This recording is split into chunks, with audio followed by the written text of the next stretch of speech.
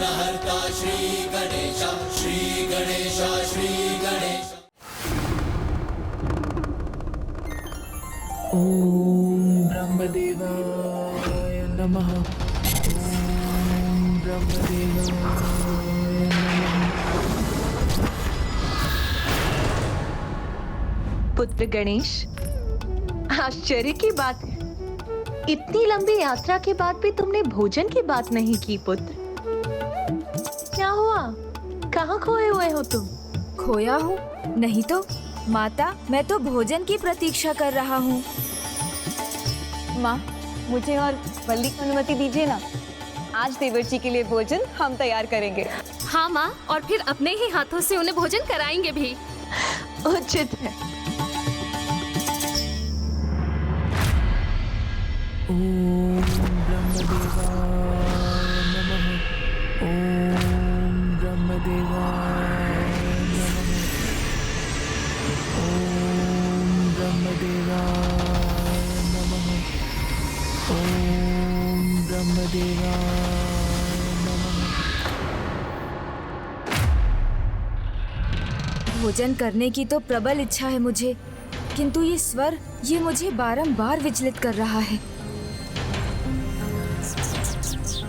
प्रभु का ध्यान कहाँ है?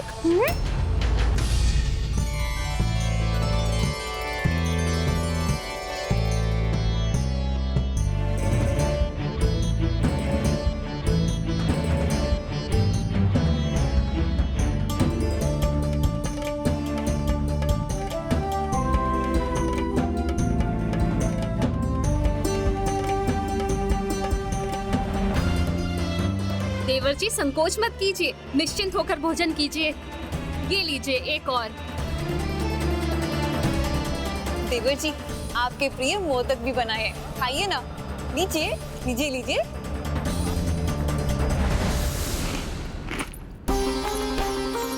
और ये हमारे लड्डू भी खाइए।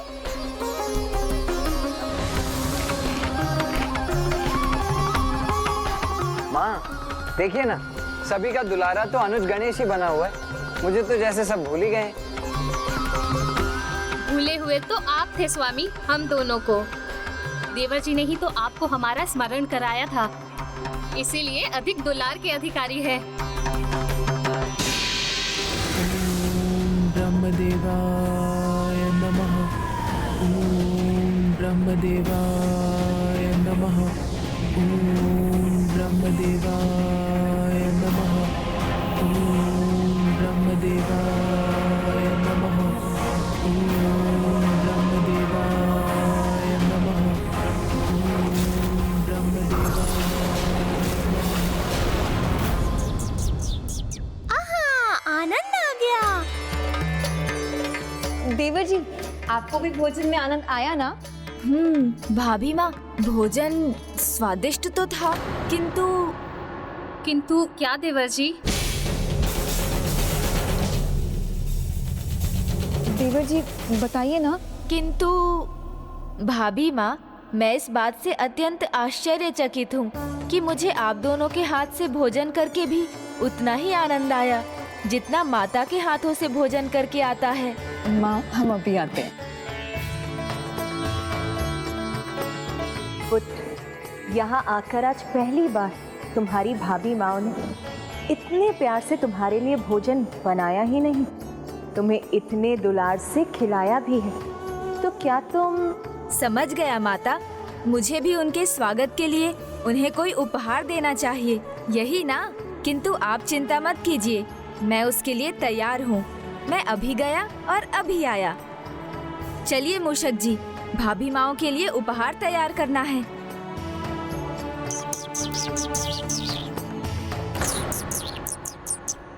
यहाँ सुख के इन क्षणों में मैं अपनी शंकाओं से मुक्त नहीं। प्रभु, क्या हुआ? आप किसी बात को लेकर चिंतित है क्या? नहीं मूषक जी, कुछ नहीं। चलिए उपवन चलते हैं। जी प्रभु।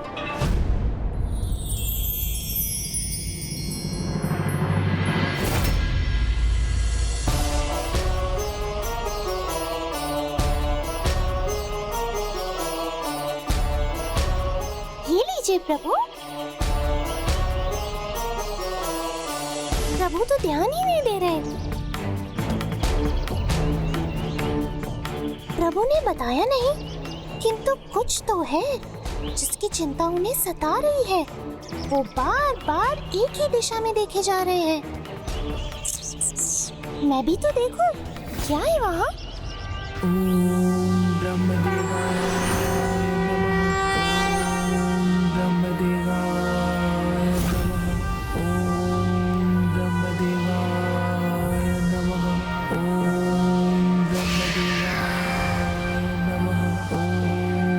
ब्रह्मदेवाय।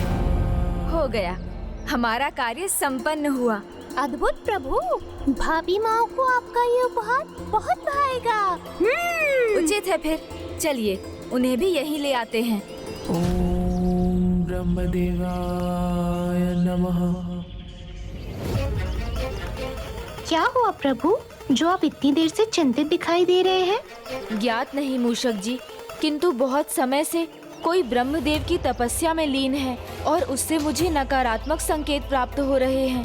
अब जब वो तप संपन्न होने वाला है तो मुझे ऐसा आभास हो रहा है जैसे वो कुछ ऐसा मांगने वाली है जिससे संपूर्ण सृष्टि पर बहुत बड़ा संकट आने वाला है। किंतु ये कौन है? आप किसकी तपस्या की बात कर रहे हैं प्रभु? उसकी। उठो करकटी, तुम्हारी तपस्या पूर्ण हुई। करकटी, करकटी। ब्रह्मदेवाय नमः।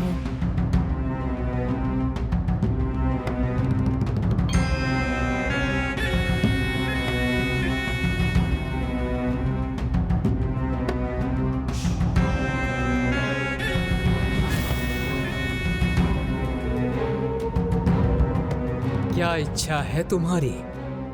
क्या वरदान चाहती हो करकटी? मैं सहस्त्रों वर्षों से भूखी हूँ।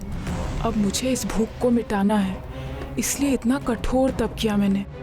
किंतु मेरी भूख को मिटाने का क्या उपाय है? क्या मांगू मैं? क्या हिमालय पर्वत से भी विशालकाय होने का वरदान मांग लूं, जिससे एक ही बार में पंछियों के संपूर्ण झुंड को अपने मुख में समाकर उन्हें अपना आहार बना सकूं? नहीं नहीं, इतना पर्याप्त नहीं। तो क्या पृथ्वी जितना विशालकाय होना मांग लूं, जिससे उसके विशाल भागों को ही अपने भीतर समा सकूं? किंतु क्या ये उचित होगा?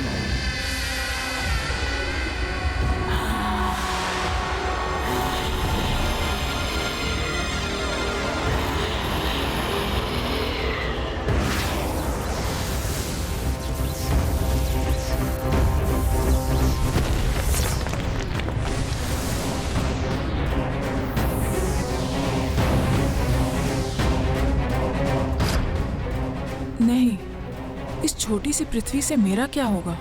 मुझे तो और चाहिए, सभी ग्रह चाहिए। तो क्या इस ब्रह्मांड में सभी ग्रहों से अधिक विशाल आकार मांग लूं, जिससे उन्हें ही खा खा कर अपनी भूख मिटाऊं?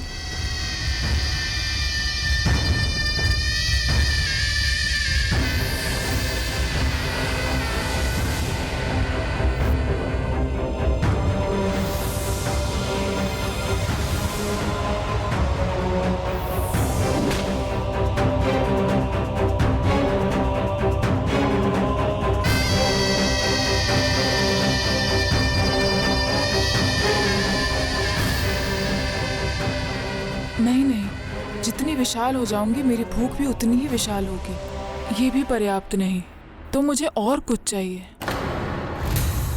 प्रभु, ये इतनी देर से क्या चिंतन कर रही है? कोई वरदान क्यों नहीं मांग रही है? किसी भी निर्णय से पहले चिंतन तो आवश्यक है, किंतु अति चिंतन किसी को भी भटका सकता है। अत्यधिक चिंतन का परिणाम या तो अत्यंत उचित होता है या अत्यंत अनुचित। अब देखना ये है मूषक जी कि इसके अत्यधिक चिंतन का परिणाम क्या होगा। सहस्त्र वर्षों की तपस्या से कुछ भी असंभव नहीं है। उसका फल तुम्हें अवश्य मिलेगा। जो भी वरदान चाहती हो करकटी, मांग लो। मुझे तो कुछ ऐसा चाहिए जो अनंत काल तक मेरी भूख को मिटा दे, जहाँ भूख से अधिक भोजन हो।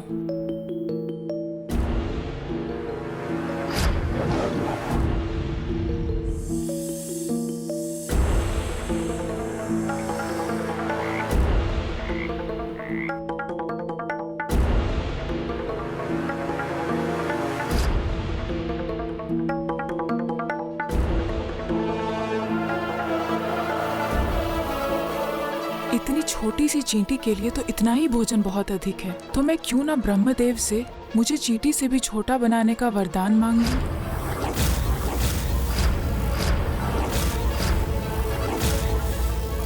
हाँ, उचित है। यदि तुम्हें ज्ञात हो गया है कि तुम्हें क्या चाहिए, तो मांग लो जो तुम्हें मांगना है।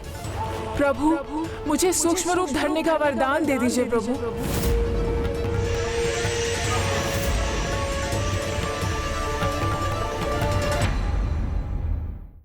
प्रभु, मुझे सूक्ष्म रूप धरने का वरदान दे दीजिए प्रभु।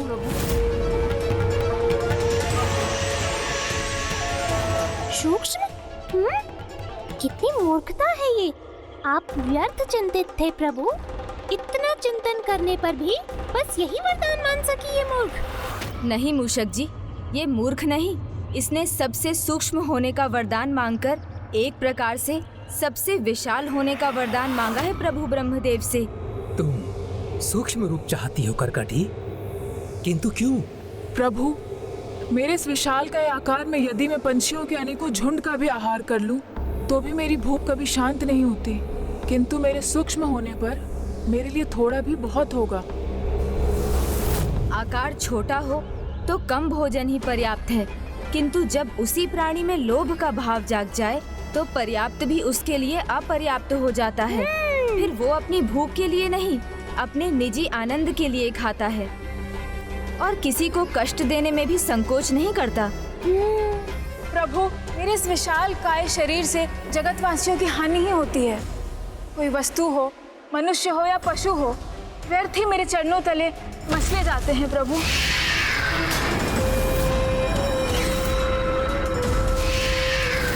शत्रु यदि दिखाई दे और सामने से आए तब उसका सामना किया जा सकता है, किंतु शत्रु अदृश्य हो और सूक्ष्म होकर छिपकर गुप्त वार करे तो?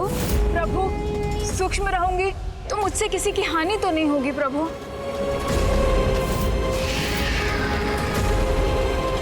हानि ही हानि होगी, क्योंकि जिसके आने का आभास भी ना हो वो तो विशाल सेना से भी अधिक हानिकारक है। ना उससे संघर्ष किया जा सकता है, ना उसे पकड़ा जा सकता है और ना ही उससे बचकर भागा जा सकता है। तब तो प्रभु ब्रह्मदेव को उसे ऐसा वरदान कदापि नहीं देना चाहिए। घबराइए नहीं, अमरता नहीं चाहिए मुझे।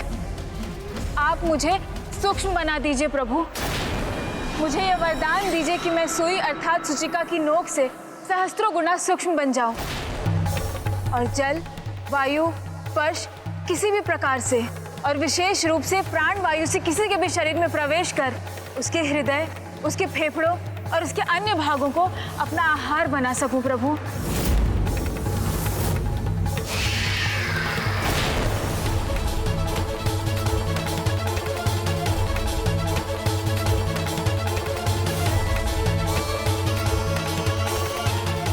तथास्तु। मैं तुम्हें वरदान देता हूँ कि मेरे अंतर ध्यान होते ही तुम सूक्ष्मतम जीव सूचिका बन जाओगी और वह उपसर्ग से युक्त तुम भी सूचिका कहलाओगी, भी सूचिका कहलाओगी। धन्यवाद प्रभु।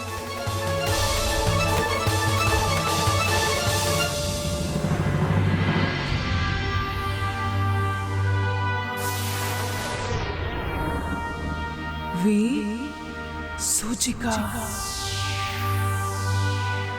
ब्रह्मदेव अंततः मेरे छलावे में आ ही गए। अब कोई नहीं बचेगा मुझसे। वे सूचिका हूँ मैं। अब मेरे पास इतना भोजन होगा कि मेरे लिए ही नहीं अपितु मेरी अनंत संतानों के लिए भी कम नहीं पड़ेगा।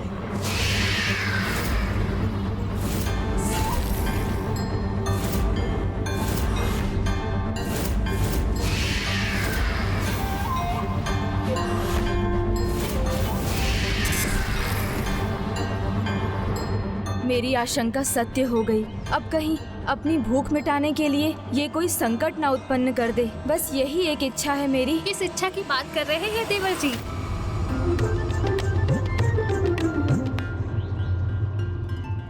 भाभी माँ, आप दोनों यहाँ? हाँ, माँ ने कहा कि आपके प्रिय देवर जी आपके लिए कोई उपहार बना रहे हैं। तो हम कैसे रुक पाते? चले आए यहाँ आपको ढूंढते ढूंढते। ओह, अवश्य कोई गुप्त उपहार तो है वहाँ, है ना? हाँ, नहीं नहीं, मेरा अर्थ है हाँ। अब भेद खोल ही दीजिए, हमें हमारा उपहार दिखा ही दीजिए। उचित है फिर, आप देख लीजिए। ये है उपहार, आशा है आपको भी अच्छा लगेगा।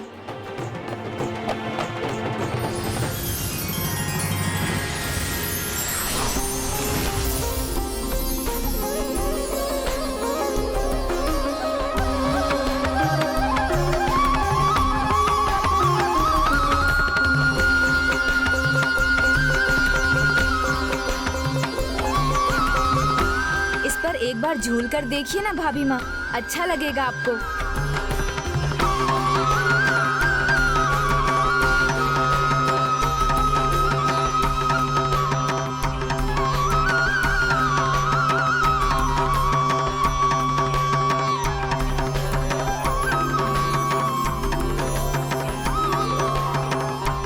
अब बताइए, आप मेरे उपहार से प्रसन्न है ना भाभी माँ?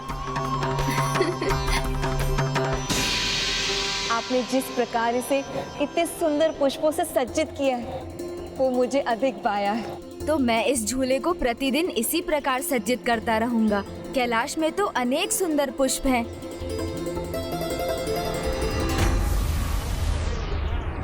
सभी पुष्प मुरझा कैसे गए, और वो भी यहाँ कैलाश में?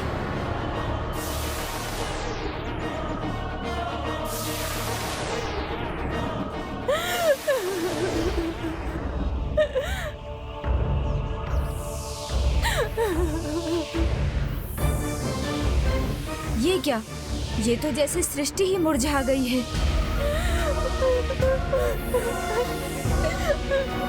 कौन है ये? किसके रोने का स्वर है ये?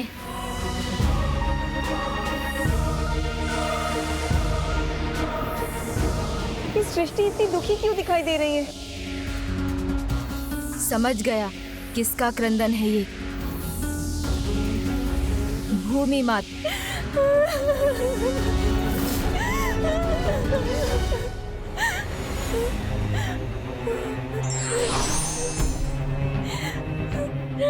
क्या हुआ माता भूमि? क्या कारण है आपके संकट का? माता बताइए ना मुझे, आप पर छाए इस संकट का क्या कारण है? विसूचिका।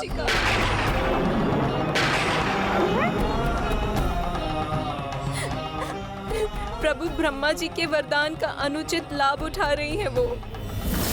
अपनी भूख मिटाने के लिए सहस्त्रों वर्षों का तप किया है उसने, और वो अपना नियंत्रण खो चुकी है। वो सूक्ष्म रूप पाने के बाद अपने ही जैसी अनेकों विसूचिकाएं उत्पन्न कर रही है प्रभु।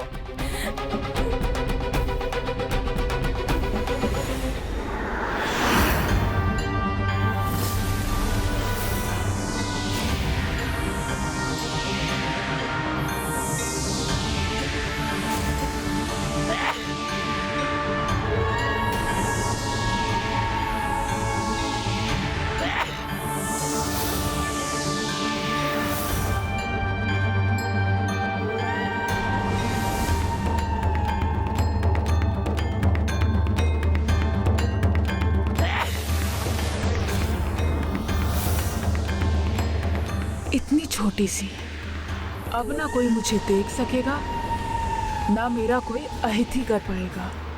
पूरी सृष्टि पर मेरा ही अधिकार होगा।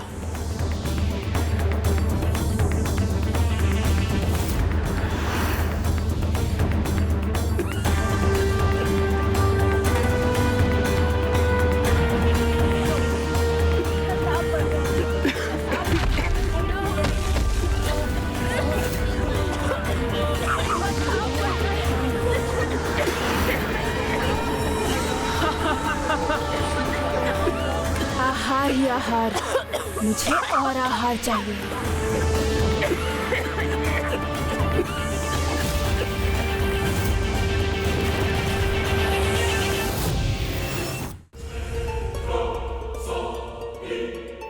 ओह, ये मनुष्य अभी तक जीवित है तो मैं इसे सूचना नहीं दूंगी। इसके भीतर जाऊंगी और इसके प्राण भी खाऊंगी।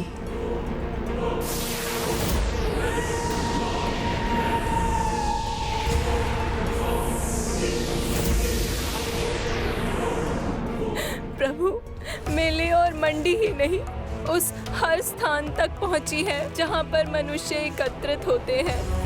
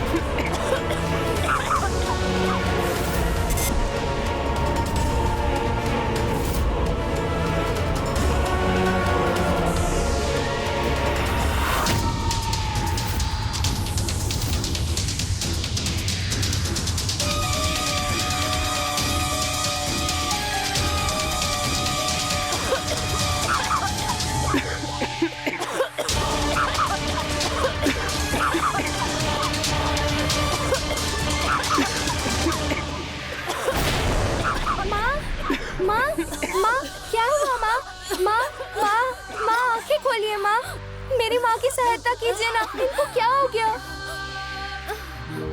कोई तो मेरी सहायता कीजिए, मेरी माँ की। माँ उठिए ना माँ, क्या हुआ आपको? आंखें खोलिए माँ। माँ।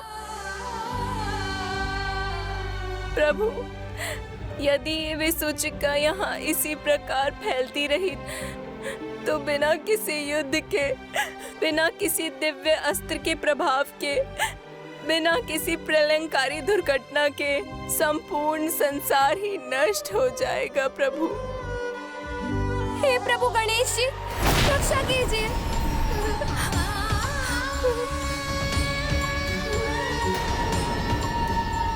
हे पार्वती नंदन, हे विघ्नहर्ता गणेश जी, इस संसार के सामने जो ये भयानक विघ्न छाया है, उसका आप ही कुछ समाधान कीजिए प्रभु।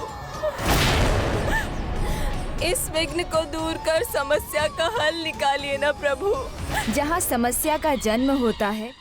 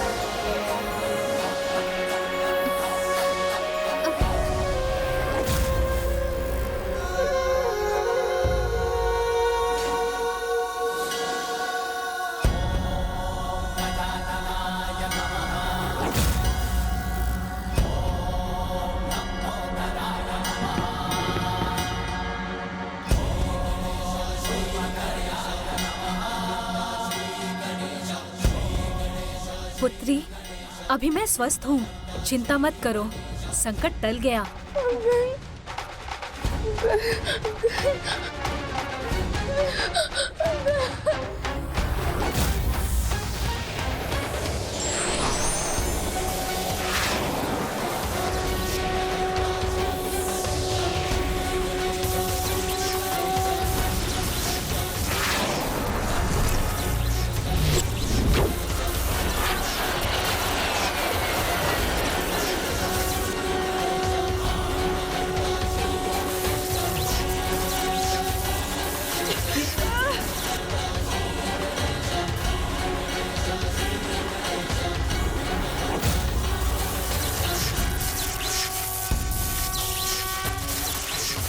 विसूचिका का अंत क्या संभव है?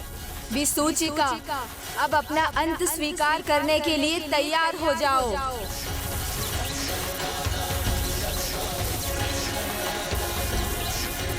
अब तुम्हारा अस्तित्व सदा सदा के लिए मिट जाएगा। रुक जाइए विघ्नहर्ता गणेश। प्रणाम प्रभु। आप उसका अंत नहीं कर सकते विघ्नहर्ता गणेश। अपने लालच को बढ़ने देकर अपनी भूख पर नियंत्रण ना कर उसने आपके वरदान का अनुचित लाभ उठाया है। मानव जाति को, जगत को बड़ा भयंकर त्रास दिया है, उसे नष्ट करने पर तुली हुई है। इसलिए इसका दंड तो उसे मिलना ही चाहिए और इसका एकमात्र दंड है उसका अंत। वो दंड की भागी अवश्य है पार्वती नंदन, किंतु उसका अंत नहीं किया जा सकता।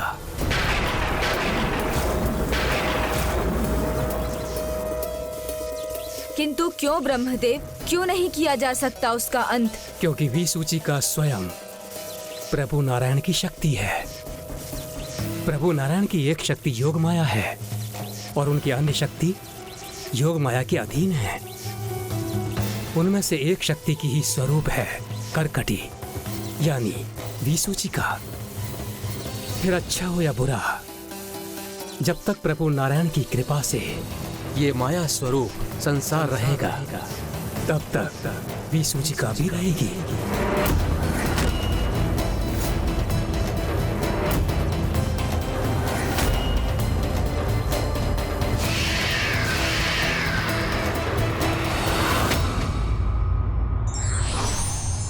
लोभी व्यक्ति की आकांक्षाएं कभी पूर्ण नहीं होती और यही लोभ उसके पतन का कारण बनता है।